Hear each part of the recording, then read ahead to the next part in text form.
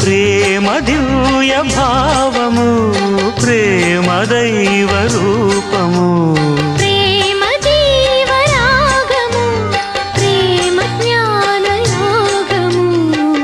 మనసున పారే సెలయేరు ప్రేమ